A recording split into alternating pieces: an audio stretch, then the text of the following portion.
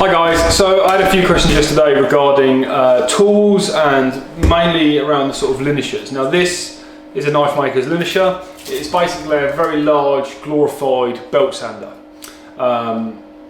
It works very simply on a motor which drives a wheel which comes over the top of the idler. Now I'll talk about the idler in a minute.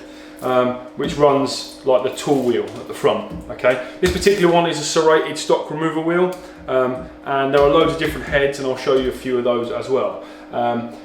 The high-end versions of these run on VFDs, which is a variable frequency drive. Which basically what is happening is we have a three-phase motor which is wired into a little box of tricks down here, and all that is a little like micro switch and then an on and off switch and an emergency stop. The three-phase motor runs into the VFD and is plugged into a 240 socket, so it's being stepped up to three-phase. That enables us to run the motor so we can change the speed, and I'll do that now for you. This is fairly slow. I'm not running any extraction at the minute, and I'll keep it fairly slow because it's quite loud. If I want to go all the way up to the up speed,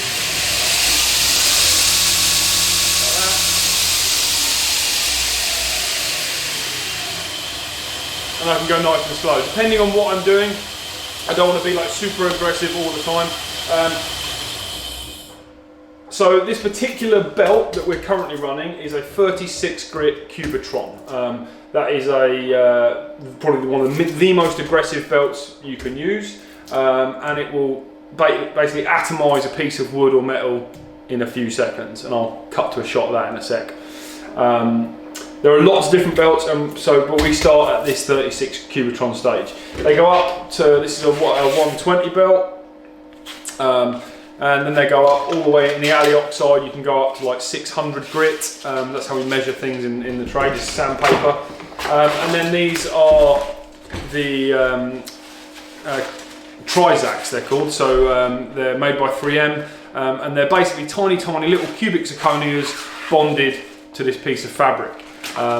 These have their own grit as well, but they go up to about 3,200 in the medical grade. Everything after that will be hand sanding. And then for those that know what Scotch Brite is, if you have used guns or whatever, you can use Scotch Brite belts as well. There's also you can use leather belts, and there's loads of different types as well. But yeah, it depends on your application, but you pretty much find your belt application for whatever you're doing. If you needed something specific, you can even have it made. BND abrasives is very good for that. If you need to get the kit made. This is a 2 meter machine, so it's running a 2 meter belt. For those in America, that would be a 2 by 72 inch, which is a 50 by 2 meters in the UK.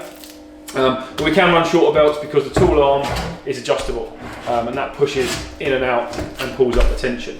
Okay, so operating the machine, again, dead simple. Just on a spring here, push that down, pull the thing out.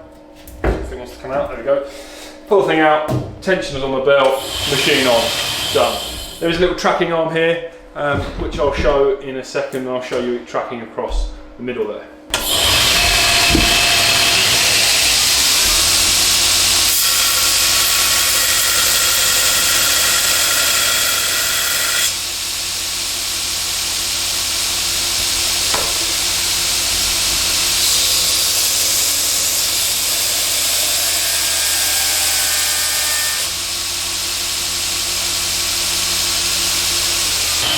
So you can see my tracking is slightly, you can see the inside of the wheel just here. If I wanted to adjust that and send it over, now there are reasons for that, like plunge lines and grind lines and special like formations in the steel. If I want to change that, all I need to do is turn this little screw head in the front here.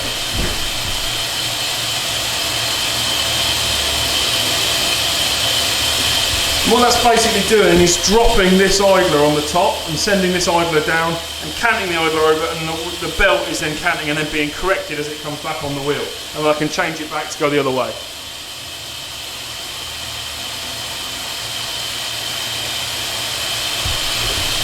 Because the machine runs on a VFD, I can also do it in reverse,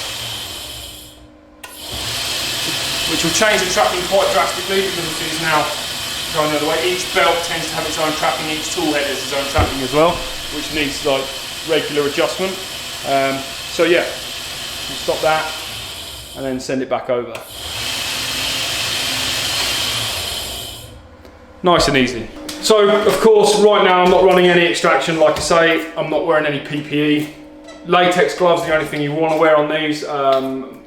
Most knife makers would not use gloves at all, on the basis that you'd want to know how hot the steel is if you manage to overheat the steel.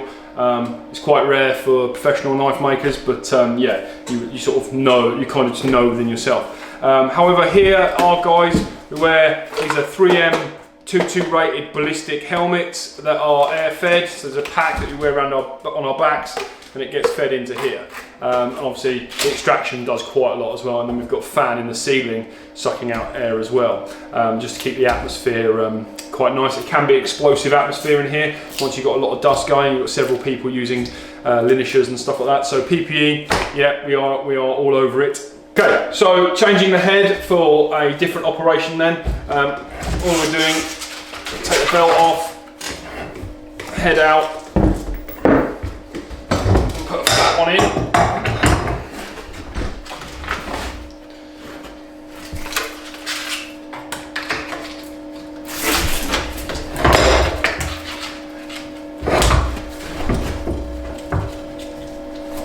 Belt back on.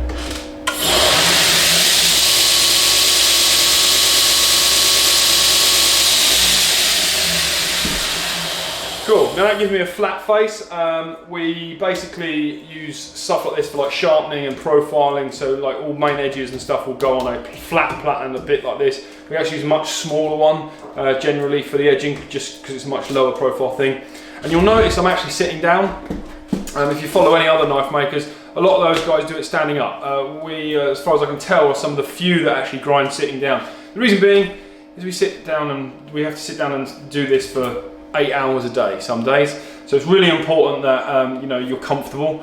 But yeah, these are they're high enough that we can stand up, and we have these adjustable chairs that we can like raise and lower ourselves to the working height of the machine. So I've changed the head out to a flat one, so we've got 2 idlers and a flat metal plate on here. Now this plate, there are lots of variants of this, but this enables us to run like to do all our sharpening and all that stuff. So we've got a hard flat back plate. There are other things like simulated wheels. So this is a simulated 48-inch wheel. Obviously you can't have a 48-inch wheel on this, it'd be massive. And then this machine also runs, it's not fitted yet, this is a chiller platen. So what happens is you've got 2 hoses go in the back, one in, one out, and it basically flushes cold water through and keeps this cold, and runs through a chiller at the back of the under the bench there. Once we've got this on, I've got another tool port just here that I can run different like tool heads on. So what I can do now, if I wanted to set up a table at 90 degrees, do that up, and that gives me like a solid work rest to work from. And it's really handy. And then we've got these all set up at like 45 and 35, and we've got one at 52, I can't remember why. And then basically we make them for every job. So if we're going to do a batch of items that require a certain angle or a certain thing, we will make a tool head to fit, and they all fit on the same size port, so they can just go slam them straight in. So you don't have to mess around with adjustable ones. We do have adjustable ones, but yeah, the fixed ones, obviously, once they're bolted down, they don't go anywhere. So this linisher itself is an LD Orbital. It's from Italy. They're a very good company. If you're in the market for a grinder and have a couple of grand to spare, these are the daddies. What most people don't realise about knife making is that a lot of this stuff has to be customised. It just won't do the job. You can't buy it off a shelf usually and get it to do everything you want it to do. So you have to do it, have an element of machining, or you have it made by a professional, which then costs a lot of money. This particular one has forward tilt, so we can tilt the machine right down and look right into the bed, like the bed of the machine, and it also has sideways tilt, and then obviously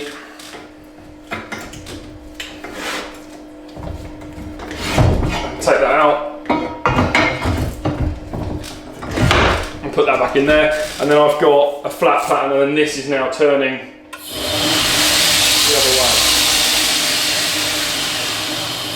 makes it much more difficult to extract. Obviously my extraction has now gone from here to up here somewhere, and everything's being fired that way. So it's rare we do this, but we have like bobbin sanders and stuff that basically do the same thing.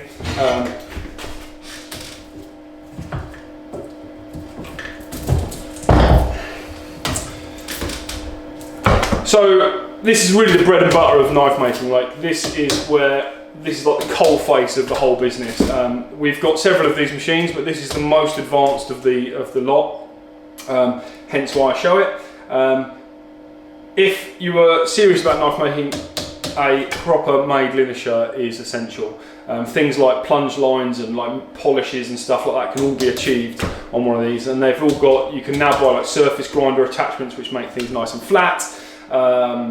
Yeah, so like really important piece of kit. And like I say, with these having been offline for us for the last couple of weeks, it's basically completely bottlenecked our company. Like, so yeah, this being back online now and being wired in properly again is a bit of a godsend.